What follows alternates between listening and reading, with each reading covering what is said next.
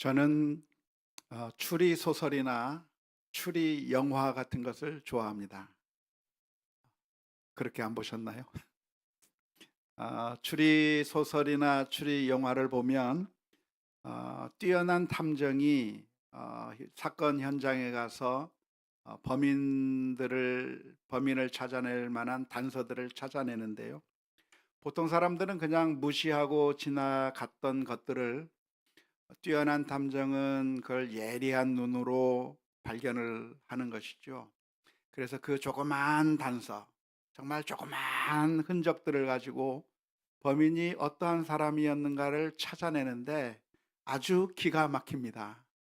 셜록 홈즈라고 하는 소설, 또한 영화로 만들어지기도 했는데요.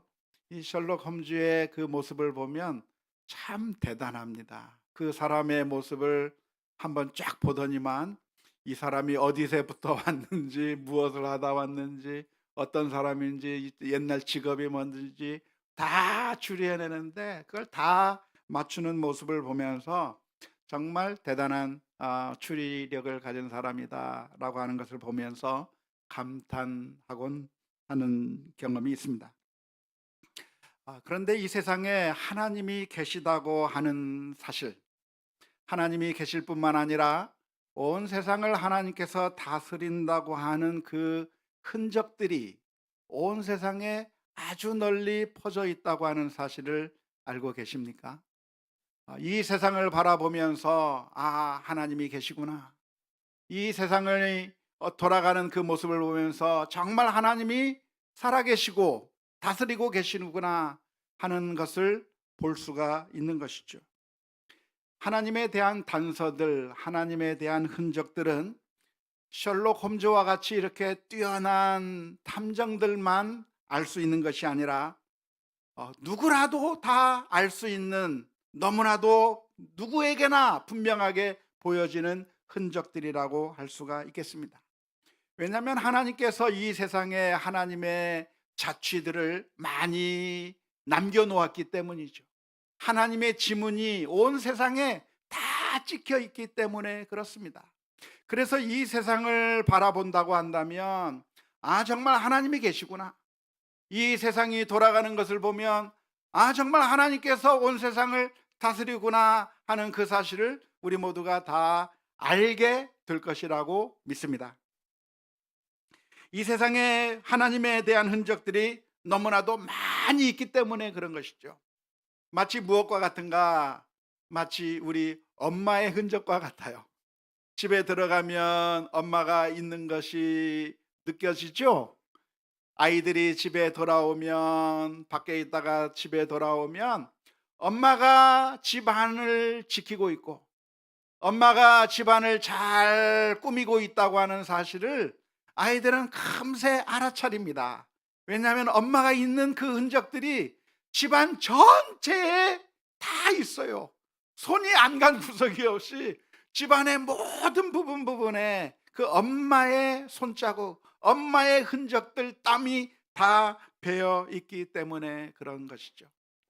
한번 엄마가 아파버리고 누워버리면 그것이 더 크게 느껴지잖아요.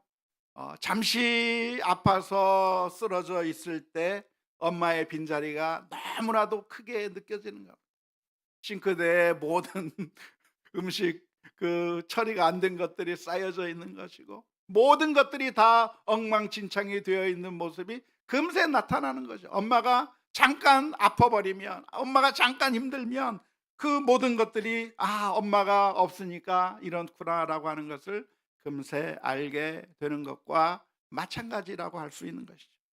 아이들의 흔적도 역시 마찬가지입니다. 우리 집안에서 같이 아이들과 함께 살다가 이제 아이들이 대학에 갈 나이가 되어서 멀리 대학에 가버리고 빈 방에 있으면 그동안 아이가 있을 때는 잘 몰랐지만 그 아이가 사라지고 난 그 빈 방인 그 빈자리가 너무나도 크게 우리들의 마음 가운데 와 닿는 것인데, 그만큼 어떤 사람이 있다고 하는 것은 흔적이 있는 것이고 자취가 있는 것이고 그걸 통해서 우리가 그 사람의 존재를 잘 알 수 있게 되는 것과 마찬가지로 하나님께서 이 세상에서 다스리고 계시며 하나님이 만유의 주인이라고 하는 이 증거들도 온 세상에 널리 퍼져 있기 때문에 우리가 다 셜록 홈즈와 같은 그런 위대한 탐정가가 아니라 할지라도 우리는 이 자연 세계를 보면서, 이 세상을 보면서 하나님을 발견할 수 있고 하나님을 느낄 수 있다고 하는 것, 우리 모두가 다 기억해야 될 줄로 믿습니다. 옛날에 C.S. 루이스라고 하는 문학가가 이런 이야기를 한 적이 있어요. 우리는 태양을 쳐다본 후에야 태양이 있다고 하는 것을 아는 게 아니라, 태양을 우리가 직접 바라보지 않더라도 태양이 오늘 해가 떴다고 하는 사실을 안다. 어떻게 아느냐? 어떻게 알죠? 그 태양이 비치는 빛에 의해서 우리가 사물들을 볼 수 있기 때문에 아는 거예요.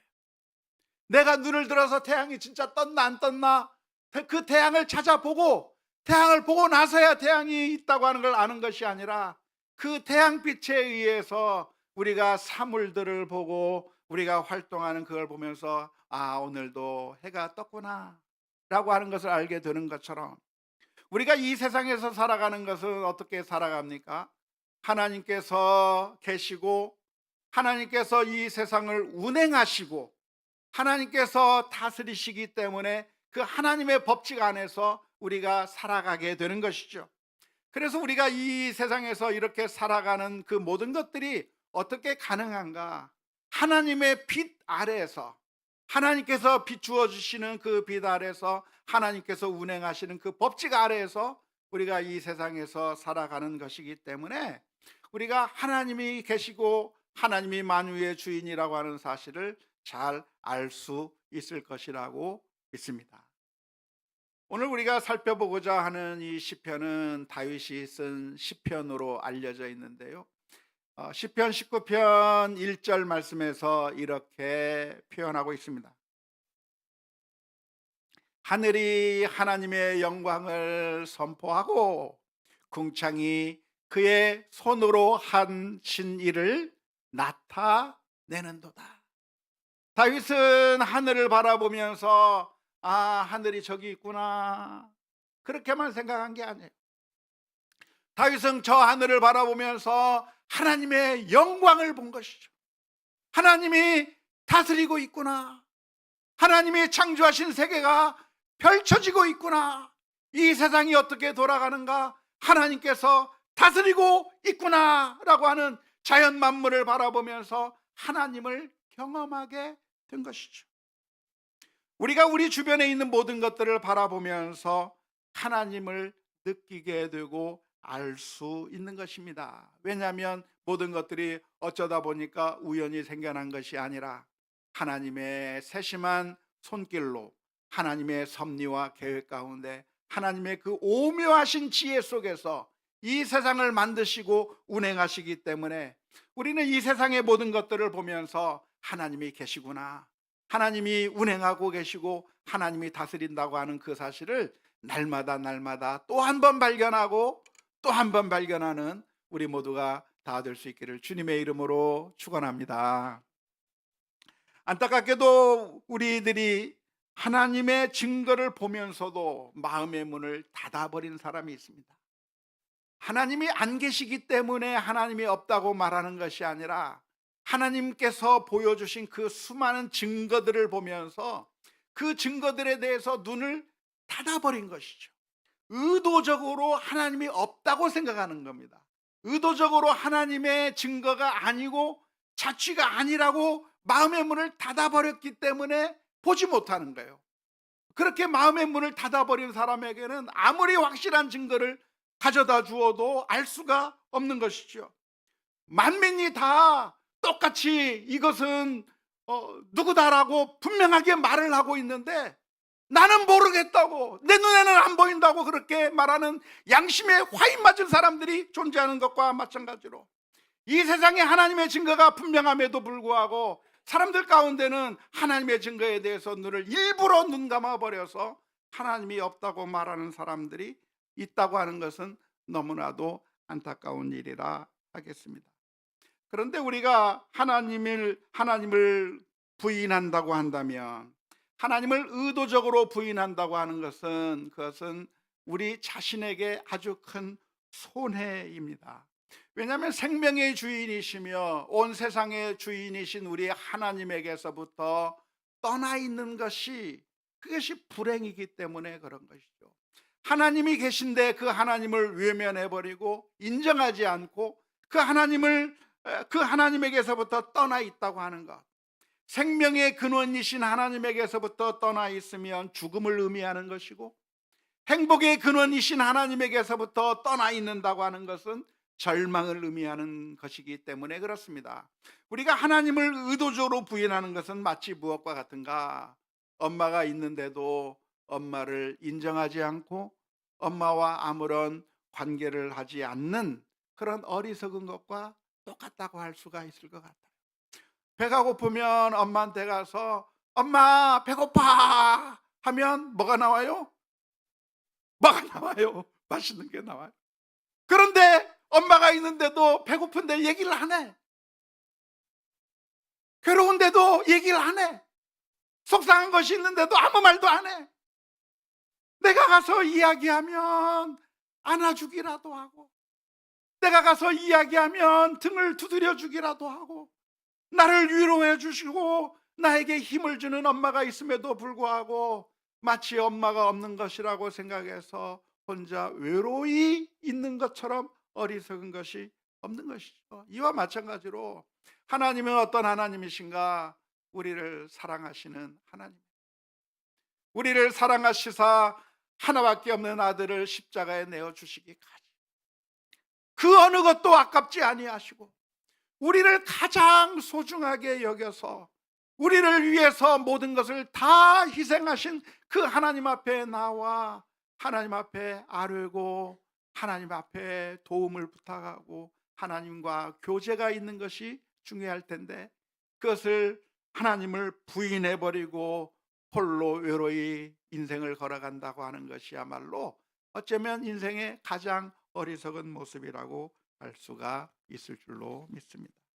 그래서 오늘 저와 여러분들이 분명하게 다시 한번 기억해야 될 것이 있다고 한다면, 우리는 이 세상에 살아가면서 하나님이 나의 하나님이라고 하는 사실을 분명하게 보고, 흔적들을 보고 하나님의 그 지문들을 보고 하나님이 계시다고 하는 그 사실을 확실하게 믿고 살아가는 우리 모두가 다 될 수 있기를 주님의 이름으로 축원합니다. 만일 하나님이 계시고 지금도 다스리고 계시다고 하는 사실을 우리가 안다고 한다면 어떻게 해야 할까요? 하나님이 계시다고 하는 사실을 알면 어떻게 해야 합니까? 그것은 하나님과 사귐이 있어야 합니다.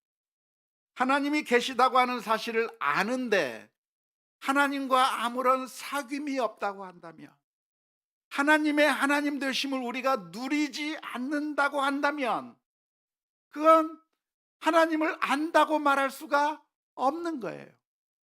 하나님을 알면 우리의 행동이 변화하게 되어 있어요.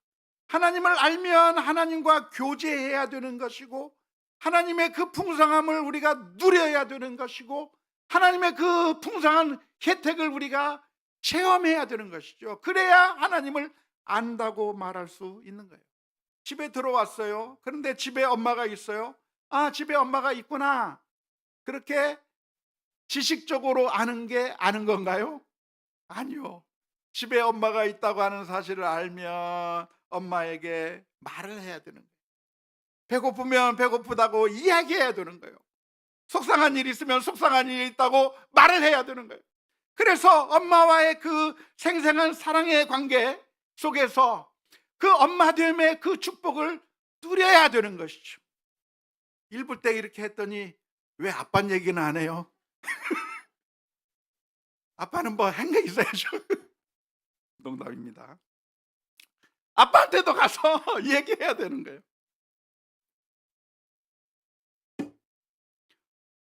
요즘 한창 인기몰이를 하고 있는 드라마가 있어서 봤습니다. 그게 뭘까요? 복싹 속았수다를 봤습니다. 넷플릭스를 오징어 게임으로 보다가 이제 그 위주로 안 보고 있었는데 하도 재밌다고 해서 저도 보게 됐습니다. 오래간만에 보게 됐는데요. 거기에 보면 어린 애순이가 등장하는데요. 이 애순이 안 본 분들을 위해서 잠깐 설명을 하자면, 이 애순이는 엄마의 집에서 떠나서 죽은 아빠의 집에 가서 사는 거죠. 할머니 그리고 작은 아버지의 있는 집에 가서 사는 겁니다. 엄마는 재혼했어요. 그래서 엄마와 같이 사는 것이 아니라 아빠의 집에서 사는데, 그 아빠의 집에서 여절하고 천대받고 외면당하고 힘들게 그렇게 사는 아이가 애순이라고 하는 아이예요. 엄마는 그래도 아빠 집이 부자니까 그 집에 가면 얻어먹을 거 있고, 그 집이 부자니까 너를 학교 공부시켜 줄 수 있고, 나는 가난하니까 내가 해줄 건 아무것도 없으니 아빠 오씨 집에 가서 살아라 하면서 애순이를 그 집에 보내버렸어요. 근데 그 애가 맨날 맨날 엄마 집에 달려가는 거예요. 학교 끝나면 엄마 집으로 달려가는 거예요. 맨날 맨날 매일매일 엄마한테 가서 엄마 엄마 부르면서 엄마한테 가요. 엄마가 아니야 오지마 너 그냥 저 집에 가 그러는데도 맨날 엄마 집에 가서 엄마한테 말하고 엄마한테 모든 걸 이야기하고 엄마한테 자꾸 가는 거예요. 왜? 엄마가 거기 있는 거 아니까. 엄마가 있으니까 엄마한테 가는 거예요. 학교에서 시를 써서 그 시가 너무나도 잘 쓴 시여서 학교에서 부장원을 줬어요. 그거 가지고 가서 엄마한테 보여주는 거예요. 엄마 내가 부장원 받았어 얘기하는 거예요. 저기에서 잘못 먹는 거 얘기하는 거예요. 왜? 엄마가 있으니까. 엄마가 있다고 하는 것을 아는 것은 무엇인가? 엄마가 있구나 하면서 그냥 지식적으로 머릿속에서만 엄마가 있다고 아는 것을 생각하는 게 엄마가 있는 걸 아는 것이 아니라, 엄마가 있다고를 안다고 한다면 그 엄마한테 달려가는 거예요. 그래서 내 사정을, 슬픔을 말하는 거죠. 내가 잘한 거 있으면 보여주는 거예요. 그래서 시를 쓴 걸 보여주는데, 그 엄마가 얘기를 해. 이게 부장원이야. 니네 학교 사람들이 다 눈이 삐었네. 엄마 이거 뭐 잘 안 됐어. 장원을 줘야지. 엄마에게서 인정받고 엄마에게서 사랑을 받고 엄마에게서 그 엄마의 품에서 놀라운 은혜를 얻기 위해서 엄마의 집으로 달려가는 그 아이처럼, 하나님이 계시다고 한다면 그냥 혼자 있으면 안 되는 거예요. 그냥 혼자 울고 있으면 안 되는 거예요. 하나님이 내 하나님인데, 하나님이 나를 사랑하시는데 그냥 괴로워하고 있으면 안 되는 거예요. 내가 하나님 앞에 울부짖으며 하나님 앞에 기도하고 엎드릴 때 하나님께서 우리들의 기도에 귀를 기울여 주시고 우리의 신음소리조차도 응답하시는 그 하나님 앞에 나와서 우리의 사정을 아뢰고 우리의 마음을 주님 앞에 토로하는 그런 누림이, 하나님과의 사귐, 하나님과의 교제가 있어야 그게 하나님이 계시다고 하는 사실을 아는 것이고, 그 아는 것이 바로 우리가 하나님 앞에 나아가는 거라고 하는 사실을 기억해야 될 줄로 믿습니다. 사랑하는 성도 여러분, 오늘 우리들을 사랑하시는 하나님이 계셔요. 우리는 이 세상에 살면서 어쩌면 고아처럼 생각하면서 살지 몰라요. 아무도 나에게 따뜻한 말 한마디 해주는 사람이 없고, 아무도 나를 중요하게 여기지 않고 이 세상에 살면서 고통을 당하는 경우가 많을지 몰라요.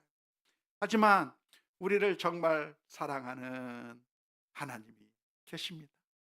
그 하나님 앞에 우리가 나가서 우리의 사정을 아뢰고 기도하는 가운데 하나님께서 놀랍게 우리를 위해서 베풀어 주시는 그 사랑을 날마다 날마다 경험해 나가는 우리 모두가 다 될 수 있기를 주님의 이름으로 축원합니다. 애순 엄마가 모질게 얘기해. 우리 집에 오지 말고 너 가라고. 매몰차게 말해요. 너 엄마한테 아빠 집에 가서 살으라고 이야기하는. 어쩌면 그게 매몰차게 여겨지지만 딸은 그래도 엄마가 자기를 제일 사랑하는 걸 알아요. 말은 그렇게 해도 사랑하는 거예요. 어쩌면 우리도 이 세상에 살아가면서 하나님이 우리를 버리신 것처럼 느껴질 때가 있어요.